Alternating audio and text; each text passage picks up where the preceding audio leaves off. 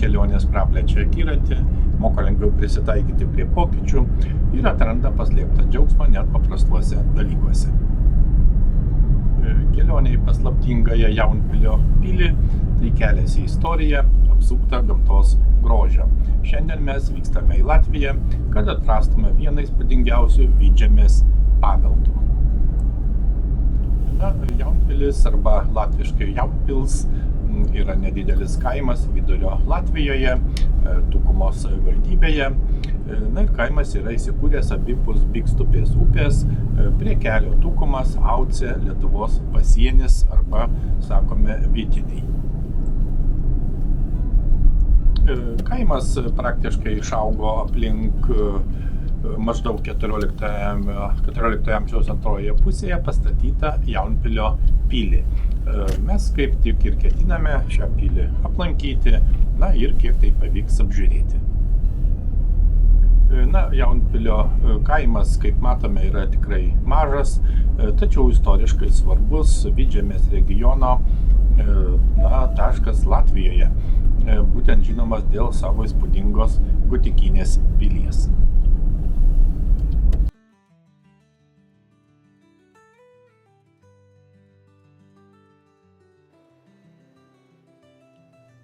Taigi šiandien yra gegužės 10 diena, mes ką tik atvykome į Jaunpilį, ir einame apžiūrėti pilies. Žinoma, iškart galima pasakyti, kad Jaunpilio pilis yra tikrai viena iš nedaugelio viduramžių pilių, kuri puikiai išsaugojo savo pradinę išvaizdą. Ši pilis buvo pastatyta 1301 metais kaip Livonijos ordino tvirtovė. Kaip žinoma, pilį pastatė Livonijos ordino magistras Gotfridas von Roga. Be to, kiek vėliau pilis buvo perstatyta į renesansinius rūmus.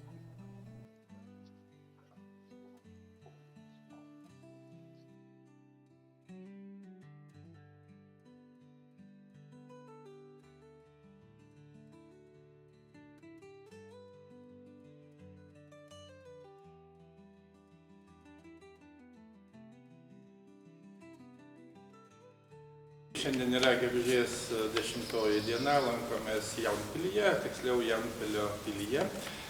Tai yra gana sena pilis vidurio Latvijoje, būtent Žiemgalos regione.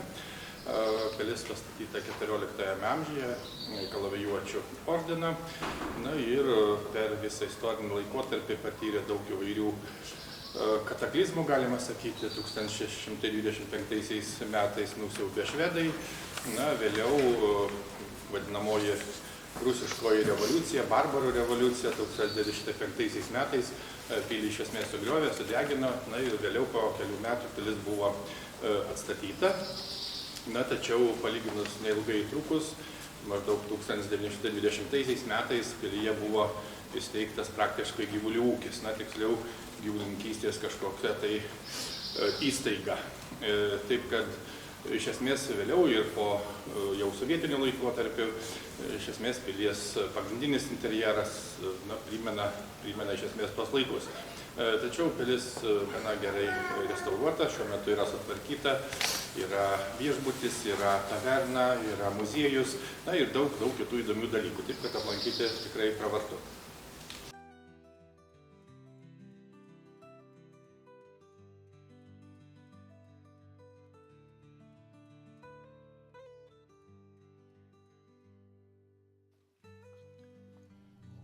Pilis stovi išties vaizdingoje vietovėje, būtent Malūno tvenkinio pakrantėje, ir pilį iš 3 pusių supa būtent Malūno tvenkinys. Taip pat pilies teritorijoje ir jos patalpose vyksta įvairūs renginiai, siūloma atsipalaiduoti viduramžių ir šiuolaikinėse patalpose, žinoma, vedamos įvairios ekskursijos su pilies veikėjais.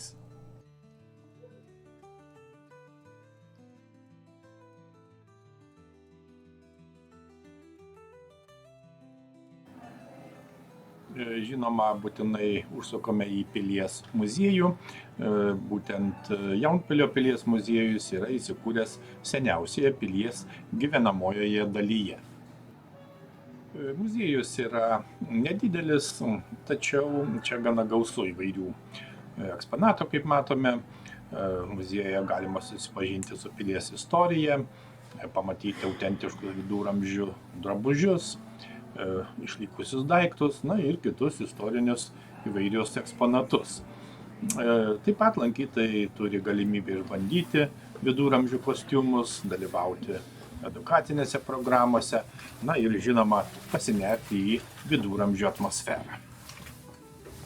Na, čia galima pamatyti įvairius autentiškus viduramžių laikų pilies interjerus, žinoma, istorinės patalpas, kurios išlaikė savo originalų stilių.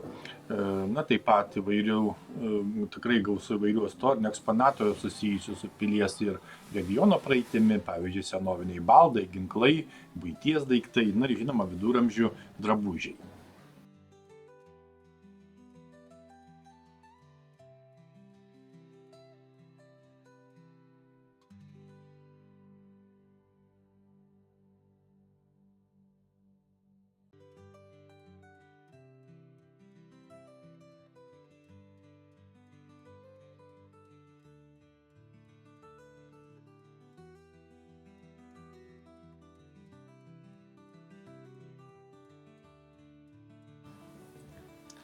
Išties įdomu apžiūrėti autentiškas pilies sienas, storus mūrus, apvalų kampinį bokštą, na ir kitas žinoma architektūrinės detalės, būtent būdingas ordino pilims.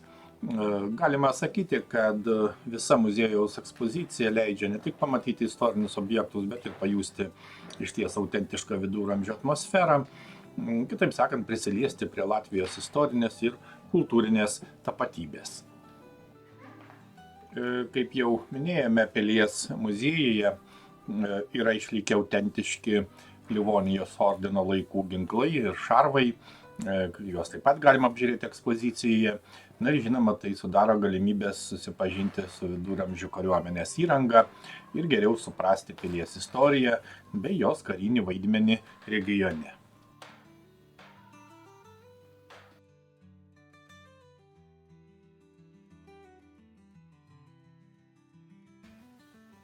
Muziejaus ekspozicijose taip pat galima susipažinti ne tik su didesnių ir mažesnių Jaunpilio dvarų istorija, bet ir su Livonijos ordino pilių, būtent Jaunpilio ir Dobelės maketais, von der Recho giminės medžiu, archeologiniais įvairiais radiniais, monetų ir medžioklės reikmenų kolekcijomis. Na, o toliau kopėčias veda į riterių rūsį, kuriame galima pasigrožėti istorinę aplinką, pamatyti riterio formas.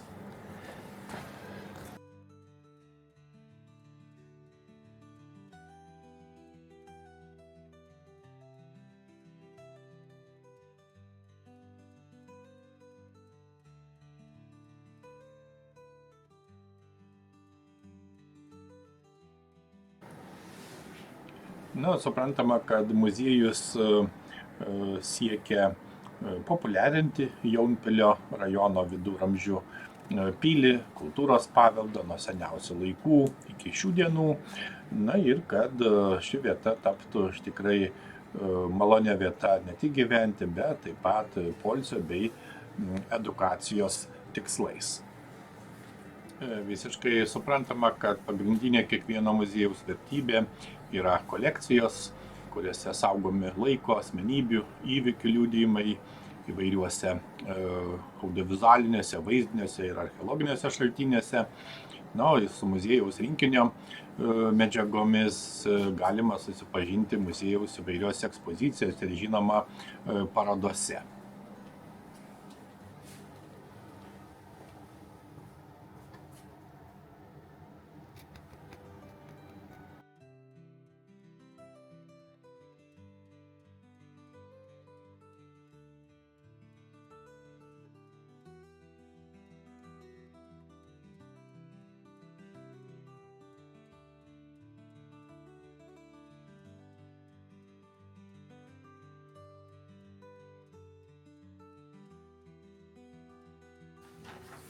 Taip pat galima paminėti, kad nuo 2007 metų šis muziejus taip pat dalyvauja, kuriant bendrą nacionalinio muziejaus rinkinių katalogą ir būtent skaitmeninant muziejaus eksponatus, informaciją.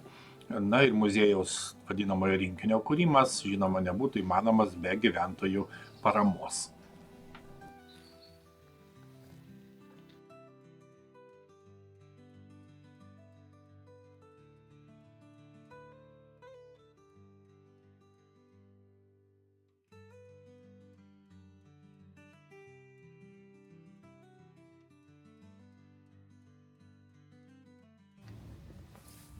Reikia paminėti, kad pilyje taip pat yra viešbutis, kitaip sakant, galimybė apsigyventi.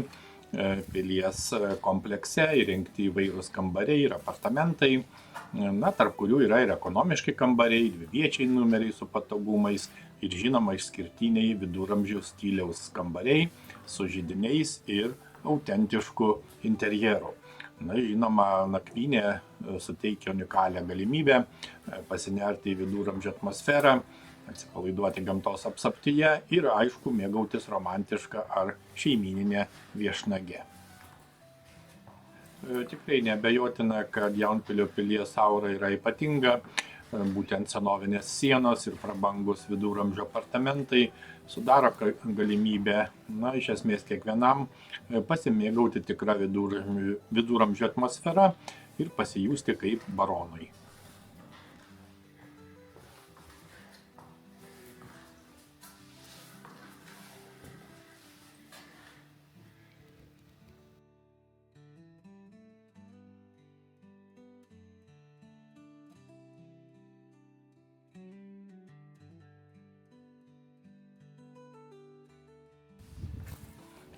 Sovietmečiu Jaunpilio pilis buvo smarkiai rekonstruota, kaip jau minėjome, todėl jos vidus įgavo tipišką 60-ųjų sovietinį interjerą, suprantama, prarandant dalį autentiškumo. Po agrarinės reformos 1920 metais pilis buvo pritaikyta gyvulininkystės bandymų stočiai, o sovietinės okupacijos laikotarpiu jos funkcija ir išvaizda gerokai pasikeitė dėl rekonstrukcijų ir pritaikymų naujiems tikslams.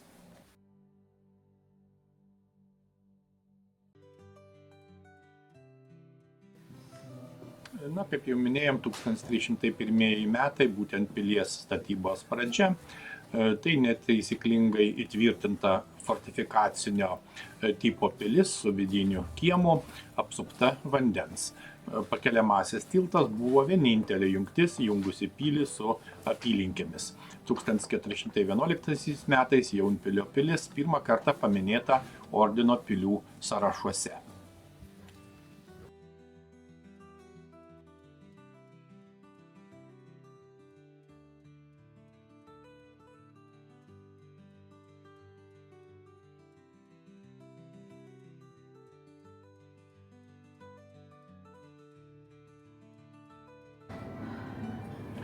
Pilyje yra galimybės mėgautis ir viduramžių maistu.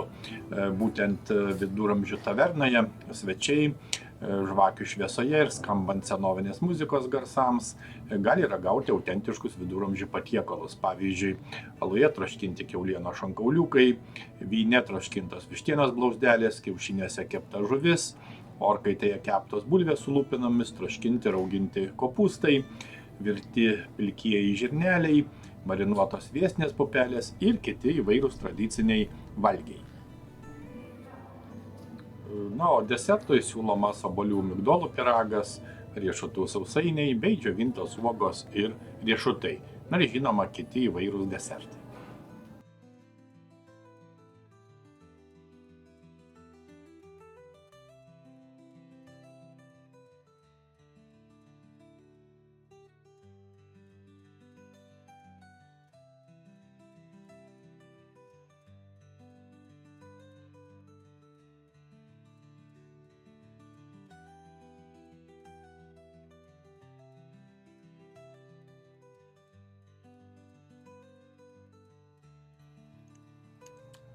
Pilis buvo viena iš pirmųjų mūrinių pilių Žiemgaloje. iškart pakeitusi medinės tvirtovės, kurios buvo dažnai naikinamos per lietuvių puolimus. Kaip jau matome, pilis iš tikrųjų stovi vaizdingoje vietovėje, apsupta malūno tvenkinio ir išlaikė daugelį viduramžių architektūros bruožų, būtent apvalų kampinį bokštą, storas sienas ir gynybinius griovius.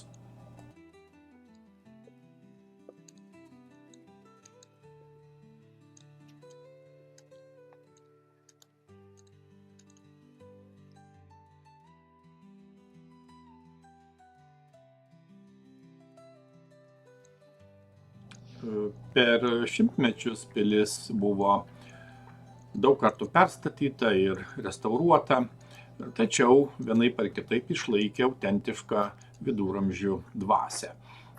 Kaip jau supratome, šiuo metu pilis veikia kaip muziejus, kur lankytojai gali susipažinti su Livonijos ordino istorija, pamatyti viduramžių ginklus, šarvus ir kitus eksponatus. Pilis taip pat siūlo įvairias pramogas ir renginius. Lankytojai gali dalyvauti viduramžių vienuolio puotoje, kur patiekiami tradiciniai patiekalai, būtent valgomi rankomis arba mediniais šaukštais, na ir žinoma mėgautis senovinės muzikos ritmu. Pilis taip pat siūlo galimybę, kaip jau minėjome, apsistoti viduramžių stiliaus kambariuose, organizuoti vestuves, seminarus ar kitus renginius.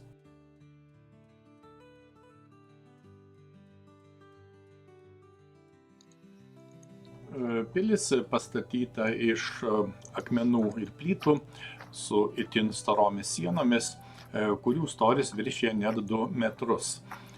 Na, kaip galime matyti, ji turi nereguliarų keturkampį planą, kurio matmenys yra 41 ir 30 metrų.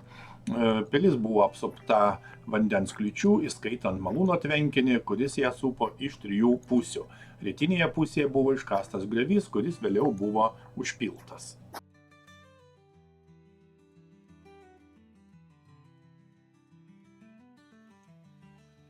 15 amžiaus pabaigoje pietinėme kampe, kaip matome, buvo pastatytas masyvus apvalus bokštas su maždaug 12 metro skersmeniu.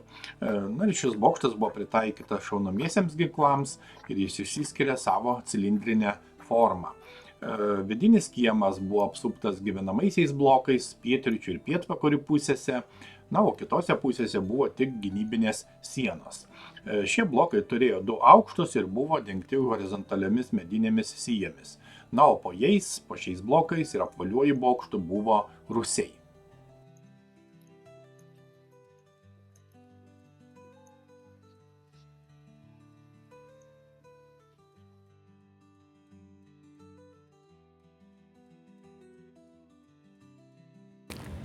Einame apžiūrėti vandens malūno, tai yra istorinė technikos vertybė Latvijoje, susijusi su Jonpilio dvaru. Šis malūnas yra vienas iš nedaugelio išlikusių vandens malūnų regione.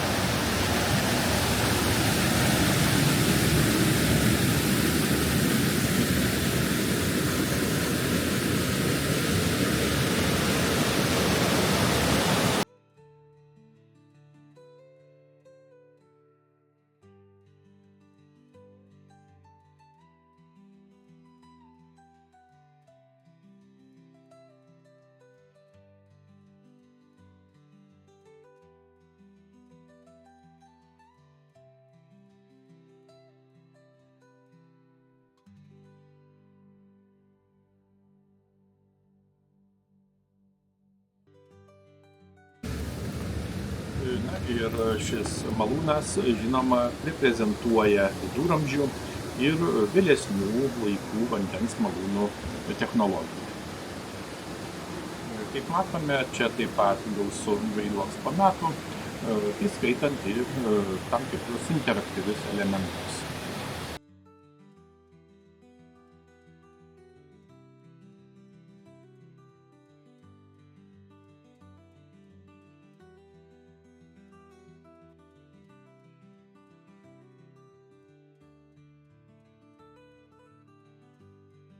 Jonpilio pilyje tiesiog yra puiku, fantastiškai pailsėti, na ir pajusti viduramžių dvasią.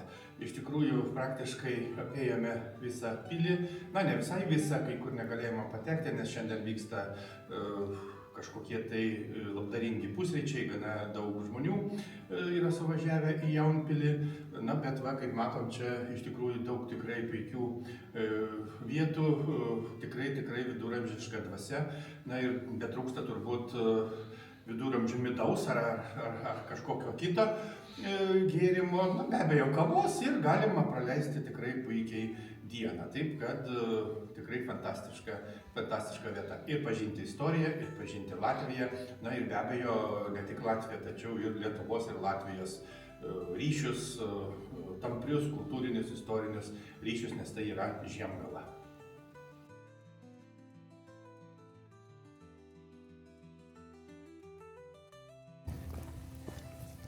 Dar užsukome apžiūrėti bažnyčios.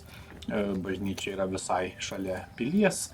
Na, būtent Jaunpilyje yra evangelikų liuteronų bažnyčia, kuri neabejotinai yra svarbi vietos bendruomenės, religinė ir kultūrinė vieta.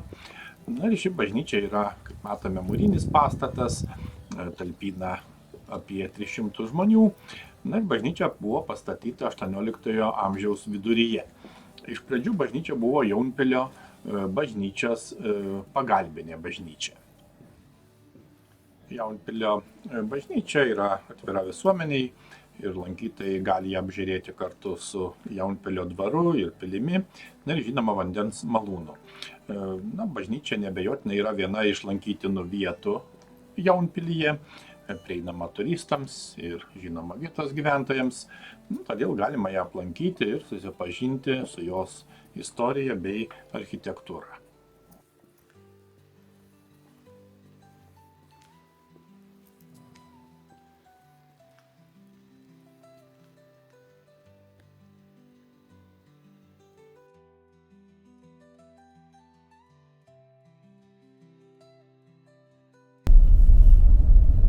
Kelios valandos prabėgo itin greitai. Apžiūrėjome pilį, bent jau didesnę jos dalį, na ir žinoma pabuvojome tavernoje.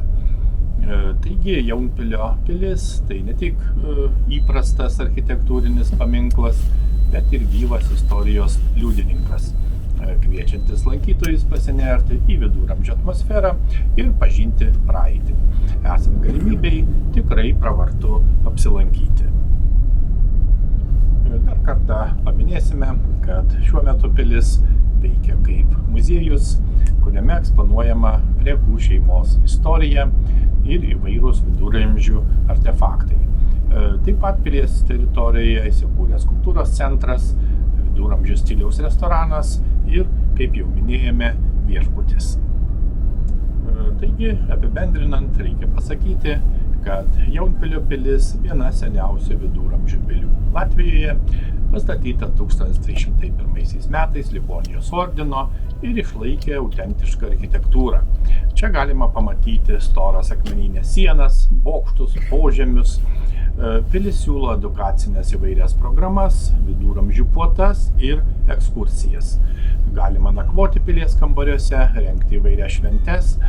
Na, o aplink pilį neabejotinai graži gamta ir taip pat esantis tvenkinys. Tai puikiai vieta tiek poilsiui, tiek pažinčiai su istorija. Kaip jau minėjome, Jaunpilio kaimas įsikūręs prie tvenkinio, kuris supa pilį iš 3 pusių, suteikdamas vietovei ypatingą žavesį. Šis kaimas neabejotinai garsėja savo istoriniu paveldu, ypač įspūdinga viduramžių pilimi, kuri yra pagrindinis traukos objektas tiek vietos gyventojams, tiek žinoma turistams. Jaunpilio kaimas yra neabejotinai puikia vieta tiems, kurie domisi istorija, kultūra ir nori patirti autentišką viduramžių atmosferą Latvijos kaime. Kelionė į Jaunpilio kaimą tai tarsi žingsnis atgal į viduramžius, kur istorija atgyja pilies mūruose ir ramybė apgaubia kiekvieną kampelį. Iki kitų smagių kelionių.